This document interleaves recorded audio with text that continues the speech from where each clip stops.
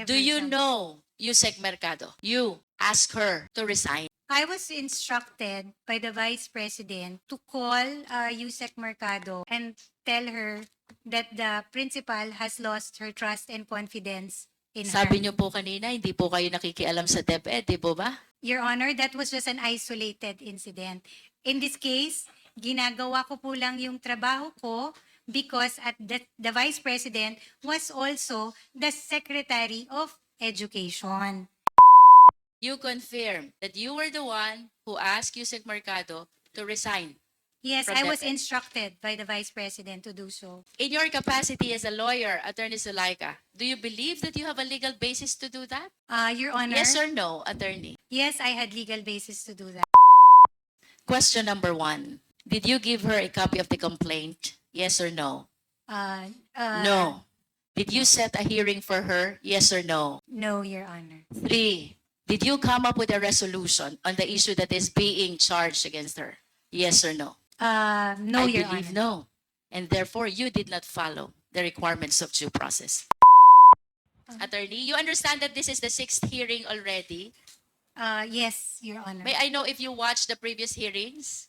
Hindi po lahat. Or at least you heard about what happened during the previous hearings? Are we talking about the hearing, ma'am, last? Hindi ko na po The last nasundan. 5 hearings. The, If you didn't watch the last 5 hearings, at least you've heard about the salient developments that went through during those last hearings. yes, I have heard some. Yes. Of course, because this involves the OVP and the Correct. DepEd. Tama Correct. po ba? Yes. I have Do heard you some. know USEC Mercado?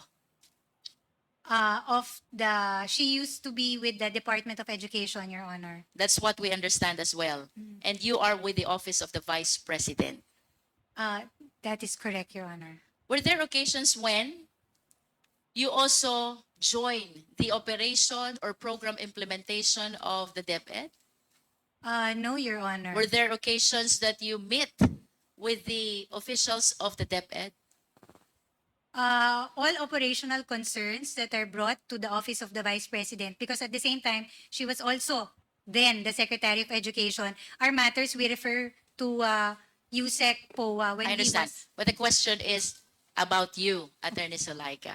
Mayroon ho bang mga pagkakataon na pumunta kayo doon sa DepEd para makiisa sa mga program implementation? The only instances, Your Honor, that the Office of the Vice President were in DepEd were for instances when the Vice President receives courtesy calls in the bulwagan ng edukasyon. Were there occasions when you joined the meeting of the key officials of DepEd? No, Your Honor. Were there occasions that you represented the Vice President in the official functions in the Department of Education? No, Your Honor. None at all. None. In one of those hearings, Attorney Zulaika, USEC Mercado testified that she was asked to allow this negotiated procurement of the department computerization program budget. And she refused. And after some time, you asked her to resign. The reason why you asked her to resign is because she refused to conform to the negotiated procurement of the department's computerization program. Can you please enlighten us on this?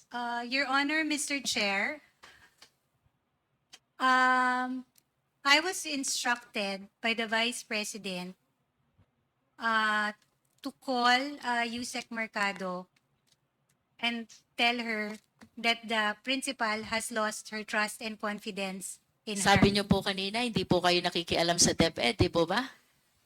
Your Honor, that was just an isolated incident. In this case, ginagawa ko po lang yung trabaho ko because the Vice President was also the Secretary of Education.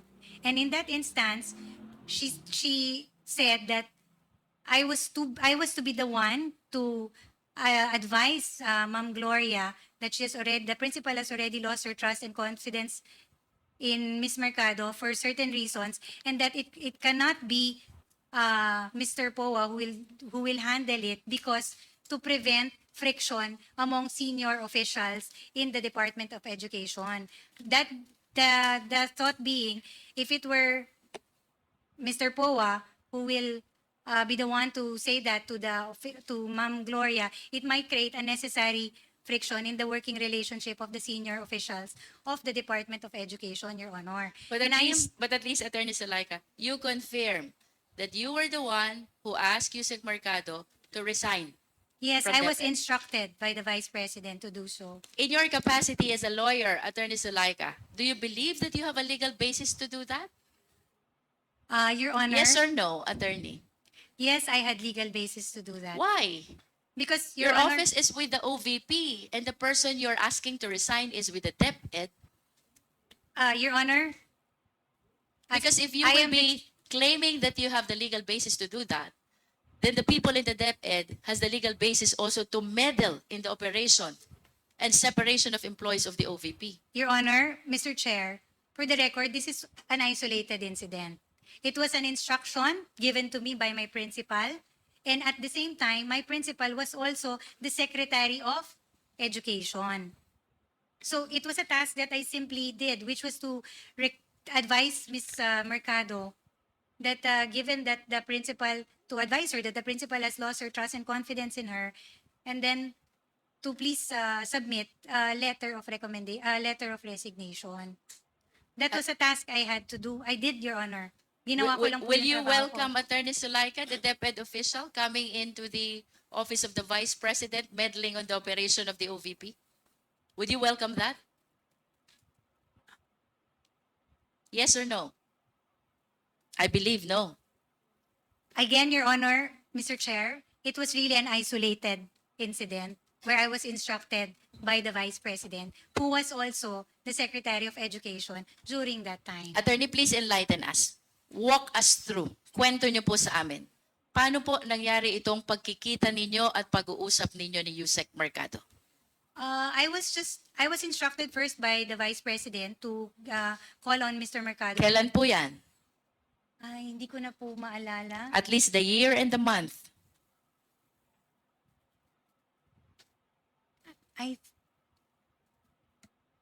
I think last year, Your Honor. Last year, this is 2023. Anong buwan ho ba ito? I am sorry, Your Honor, I cannot anymore recall. But it First was not this quarter, year. second quarter? I cannot anymore recall. You Your should Honor. have remembered this because you are asking a high-ranking DepEd official to resign. This is something which is very remarkable. Your Honor, Mr. Chair, it was, Please continue. thank you. It was really a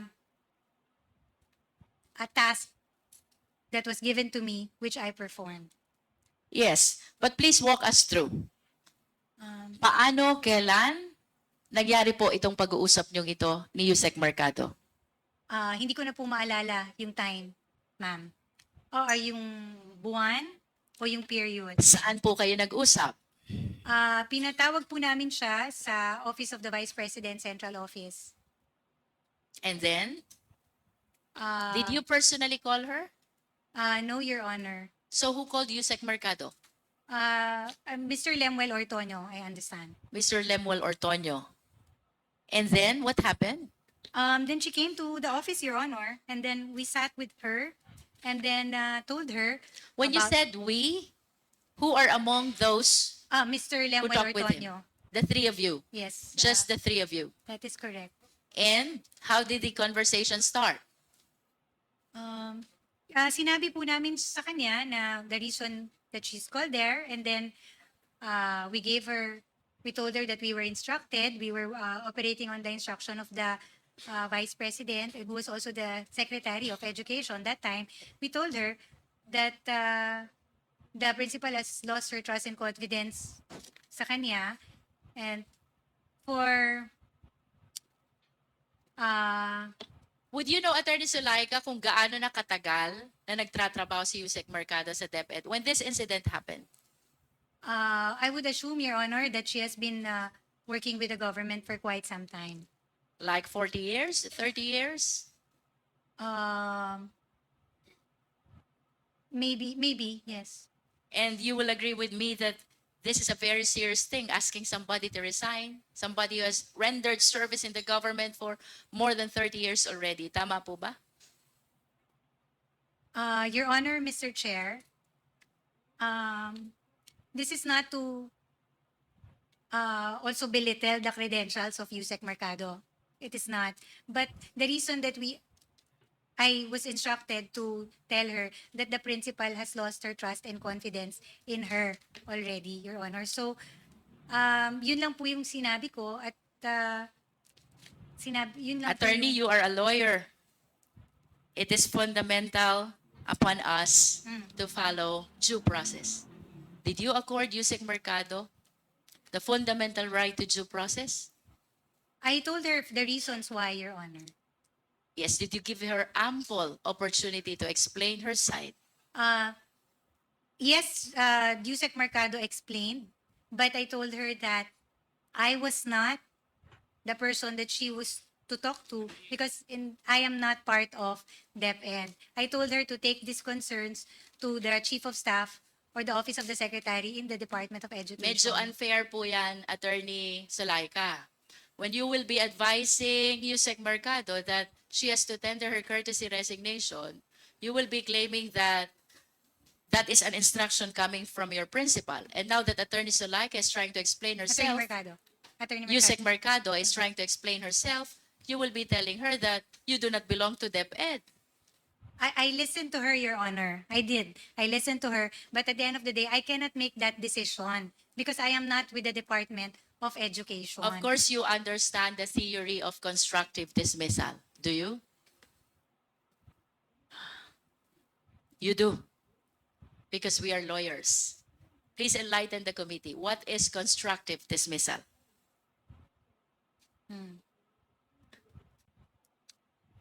Your Honor, Mr. Chair. What I did was really in pursuance of the instruction of the Vice Mr. President. Chair, can we please direct our resource speaker to be responsive to the question? Attorney Sulaika, Yes, I Mr. understand that you have back problem. Would you like me to declare 1 minute suspension? Thank you. 1 minute Thank you. suspension is declared by the chair. I appreciate that, Your Honor.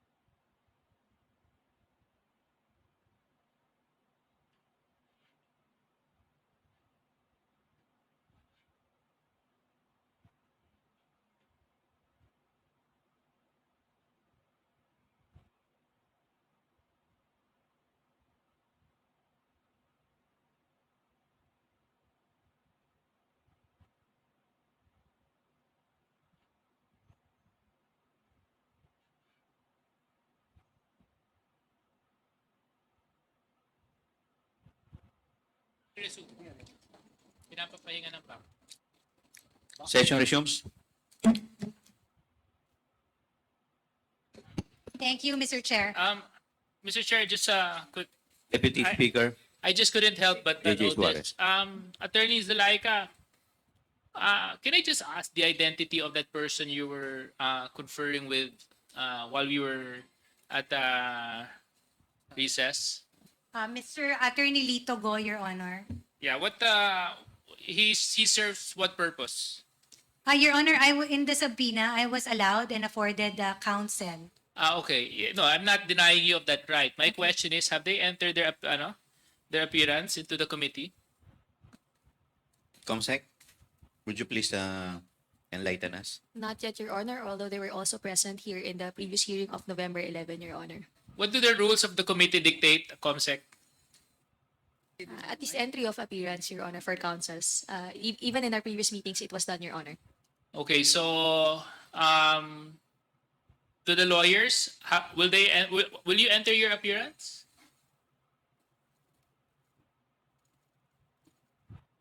Entry na lang, sir. Entry. Verbal. Apo, verbal na lang. Okay. Mr. Chair, I'm Attorney Lito A. Go Jr., respectfully appearing before Attorney Zolaika Lopez, Mr. Kelvin Tenido, and Ms. Edeline Rabago. Thank you very much. Thank you. Thank you very much, Attorney Go. And yes. Ano? Good afternoon, Your Honors, Mr. Chair. I am Attorney Anel Martin Antero. I represent Attorney Lynn Sanchez and Ms. Julieta Villa del Rey, as well as Dr. Sarongon, Ms. Regina Texon, and Director Norman Barlongon. Baloron, Your Honors. And they have availed of your services in their private capacity. Is that correct? Yes. Is that correct? Yes, Your Honor. And also for Attorney Go? Yes, Your Honor, that is confirmed. Thank you very much. Okay, That's maybe it, just for procedural matters. Thank you very much. may we remind both councils that the participation of the legal councils is limited only to advising your client of their legal rights. Yun lang po ang pwede ninyong gawin, okay? And also for other resource persons, kung meron po kayong abogado, mas maganda na ipakilala nyo na kaagad yung abogado ninyo bago tayo mag-umpisa para lang hindi tayo magkaroon ng aberya o problema habang tumatakbo tayo. Kasi iniiwasan po natin yung sa kalagitnaan sa kanyo lang ipapakilala yung mga abogado ninyo. Procedural matter lang po namin sa committee nyo. Maraming salamat. Thank you very much, Attorney. Thank you po. You may proceed, Honorable Jingy Luistro. Mr. Chair, we are asking for the enlightenment of Attorney Zolaika with respect to constructive dismissal. Yes, Attorney Lopez, please. Yes, Your Honor, Mr. Chair. From what I recall, constructive dismissal happens when an employee is forced to resign under certain circumstances. In the case of USEC Mercado, she has the rank of undersecretary, and she serves at the pleasure of the appointing authority. So, given that the principal has lost her trust and confidence,